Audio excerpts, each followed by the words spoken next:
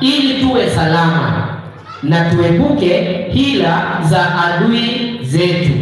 Mungu huchelewesha mambo mengine ili tuwe salama. Sisi tunafaa kumtumainia na kumwomba kila wakati.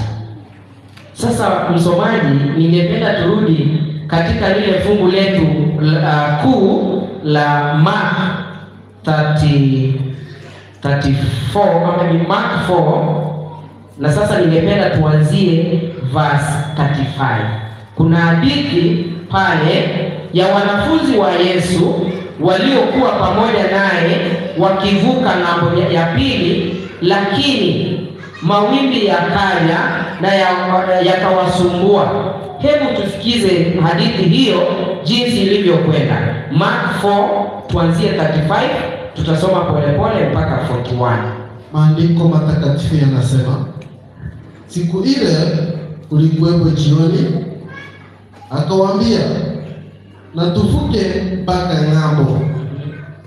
Wakauacha mkutano, wakamchukua vile vile alivyo katika chombo, na vyombo vingine vilikuwepo pamoja naye. 7 Ikatokea dhoruba kuu ya upepo, mawimbi yakakipiga chombo hata kikaanza kufunja maji. Naye mwenyewe alikuwepo katika shatri, amelala juu ya mto. Wakamwamsha, wakamwambia, Mwalimu, si kitu kwako kuwa tunaangamia? Akaamka, akaukemea upepo, akaiambia bahari, nyamaza, utulie. Upepo ukakoma, kukawa shwari kuu.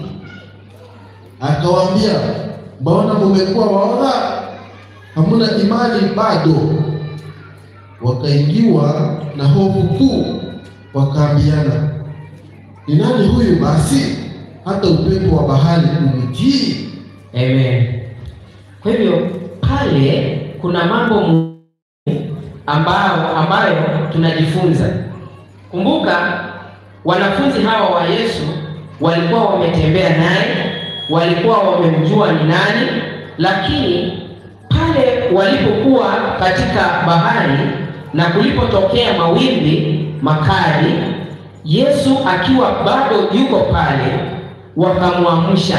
Na swali lao linadhihirisha kwamba walikuwa imani haba. Wanamwambia, Mwalimu, si kitu kwako kuwa tunaangamia? Akaamka, akaukemea upepo, akaiambia bahari. Hii ndio inanifurahisha sana kwa hili fungu. Akaamka, akaukemea upepo, akaiambia bahari, nyamaza, utulie. Upepo ukakoma, kukawa shwari kuu. Akawaambia, mbona mmekuwa waoga? Nami nauliza leo, mbona tumekuwa waoga? Mbona hali ambazo tunapitia zinatusukuma? Mbona hali ambazo tunapitia zinatusukuma, ili hali tuko na mkombozi wetu, tuko na Mungu wetu ambaye atatuokoa.